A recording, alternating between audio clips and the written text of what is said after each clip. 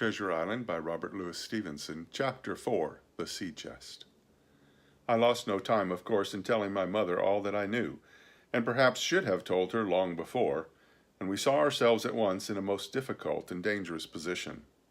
Some of the man's money, if he had any, was certainly due to us, but it was not likely that our captain's shipmates, above all the two specimens seen by me, Black Dog and the Blind Beggar, would be inclined to give up their booty in payment of the dead man's debts. The captain's order to mount at once and ride for Dr. Livesey would have left my mother alone and unprotected, which was not to be thought of. Indeed, it seemed impossible for either of us to remain much longer in the house. The fall of coals in the kitchen grate, the very ticking of the clock, filled us with alarms. The neighborhood to our ears seemed haunted by approaching footsteps, and what between the dead body of the captain on the parlor floor and the thought of that detestable blind beggar hovering near at hand and ready to return, there were moments when, as the saying goes, I jumped in my skin for terror. Something must speedily be resolved upon, and it occurred to us at last to go forth together and seek help in the neighboring hamlet. No sooner said than done. Bareheaded as we were, we ran out at once in the gathering evening and the frosty fog. The hamlet lay not many 100 yards away, though out of view, on the other side of the next cove, and what greatly encouraged me, it was in an opposite direction from that whence the blind man had made his appearance, and whither he had presumably returned. We were not many minutes on the road, though we sometimes stopped to lay hold of each other and hearken. But there was no unusual sound, nothing but the low wash of the ripple and the croaking of the inmates of the wood. It was nearly candlelight when we reached the hamlet, and I shall never forget how much I was cheered to see the yellow shine in doors and windows. But that, as it proved, was the best of the help we were likely to get in that quarter. For you would have thought men would have been ashamed of themselves. No soul would consent to return with us to the Admiral Benbow. The more we told of our troubles, the more, man, woman, and child, they clung to the shelter of their houses. The name of Captain Flint, though it was strange to me, was well known to some there and carried a great weight of terror. Some of the men who had been to field work on the other side of the Admiral Benbow remembered, besides, to have seen several strangers on the road, and taking them to be smugglers, to have bolted away. And one, at least, had seen a little lugger in what we call Kit's Hole. For that matter, anyone who was a comrade of the captain's was enough to frighten them to death. And the short and the long of the matter was that while we could get several who were willing enough to ride to Dr. Livesey's, which lay in another direction, not one would help us to defend the inn. They say cowardice is infectious, but then argument is, on the other hand, a great emboldener. And so, when each had had his say, my mother made them a speech.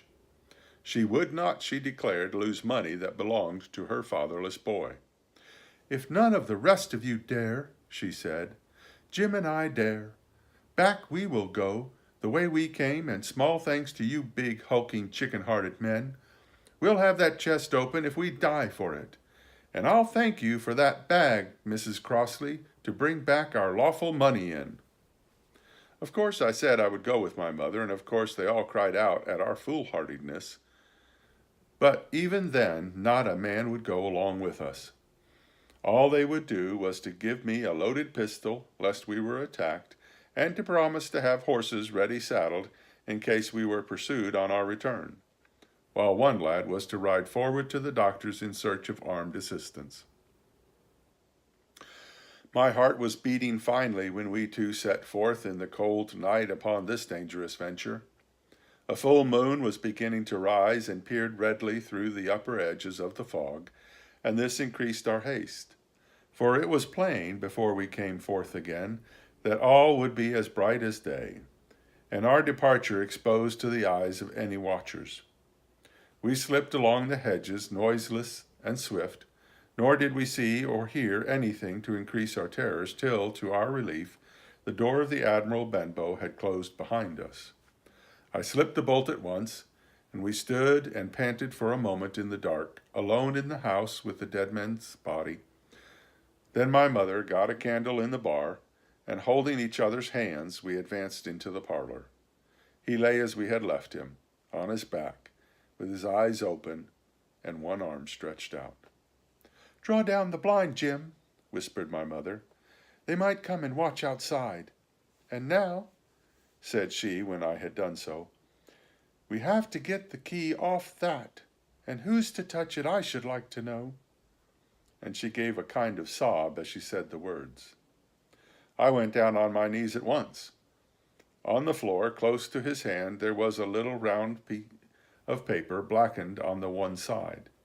I could not doubt that this was the black spot, and taking it up, I found written on the other side, in a very good, clear hand, this short message: "You have till 10 tonight." "He had till 10, Mother," said I, and just as I said it, our old clock began striking. This sudden noise startled us shockingly, but the news was good, for it was only 6. "Now, Jim," she said, "that key."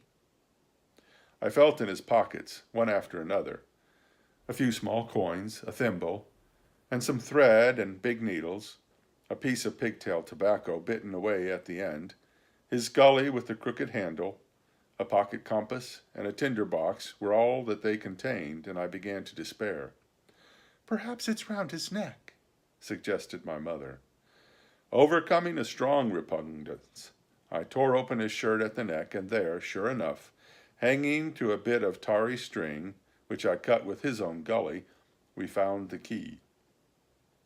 At this triumph we were filled with hope, and hurried upstairs without delay to the little room where he had slept so long, and where his box had stood since the day of his arrival. It was like any other seaman's chest on the outside, the initial B burned on the top of it with a hot iron, and the corners somewhat smashed and broken as by long rough usage. "Give me the key," said my mother, and though the lock was very stiff, she had turned it and thrown back the lid in a twinkling. A strong smell of tobacco and tar rose from the interior, but nothing was to be seen on the top except a suit of very good clothes, carefully brushed and folded. They had never been worn, my mother said. Under that, the miscellany began: a quadrant, a tin cankin, several sticks of tobacco, 2 brace of very handsome pistols, a piece of bar silver, an old Spanish watch, and some other trinkets of little value and mostly of foreign make, a pair of compasses mounted with brass, and 5 or 6 curious West Indian shells. I have often wondered since why he should have carried about these shells with him in his wandering, guilty, and hunted life. In the meantime, we had found nothing of any value but the silver and the trinkets, and neither of these were in our way. Underneath there was an old boat cloak, whitened with sea salt on many a harbor bar.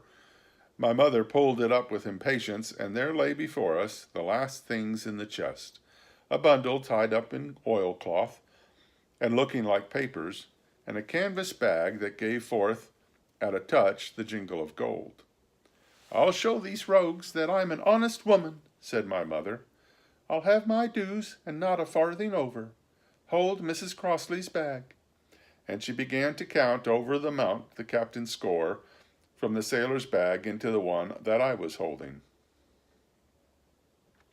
It was a long, difficult business, for the coins were of all countries and sizes, doubloons and louis d'ors and guineas and pieces of 8, and I know not what besides, all shaken together at random. The guineas, too, were about the scarcest, and it was with these only that my mother knew how to make her count. When we were about halfway through, I suddenly put my hand upon her arm, for I had heard in the silent frosty air a sound that brought my heart into my mouth: the tapping of the blind man's stick upon the frozen road. It drew nearer and nearer, while we sat holding our breath.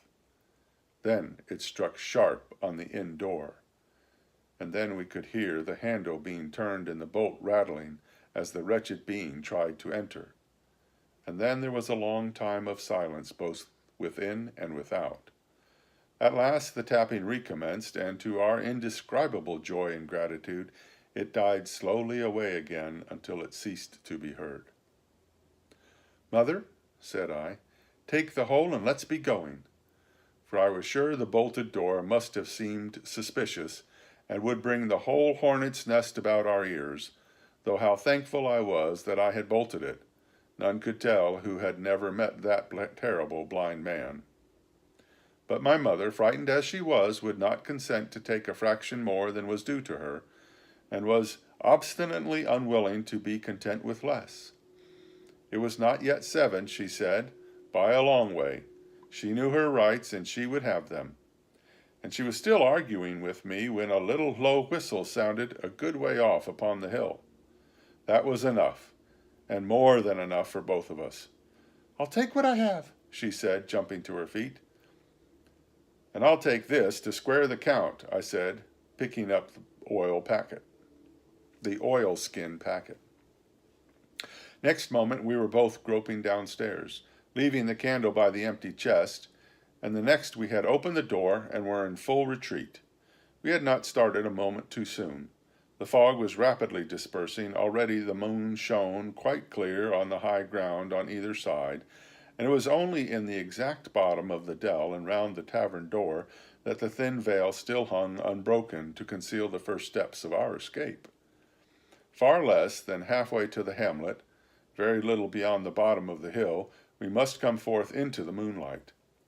Nor was this all, for the sound of several footsteps running came already to our ears, and as we looked back in their direction, a light tossing to and fro and still rapidly advancing showed that one of the newcomers carried a lantern. "My dear," said my mother suddenly, "take the money and run on. I'm going to faint." This was certainly the end for both of us, I thought. How I cursed the cowardice of the neighbors. How I blamed my poor mother for her honesty and her greed, for her past foolhardiness and present weakness. We were just at the little bridge, by good fortune, and I helped her, tottering as she was, to the edge of the bank, where, sure enough, she gave a sigh and fell on my shoulder. I do not know how I found the strength to do it at all, and I am afraid it was roughly done, but I managed to drag her down the bank and a little way under the arch. Farther I could not move her, for the bridge was too low to let me do more than crawl below it. So there we had to stay, my mother almost entirely exposed, and both of us within earshot of the inn. End of chapter 4.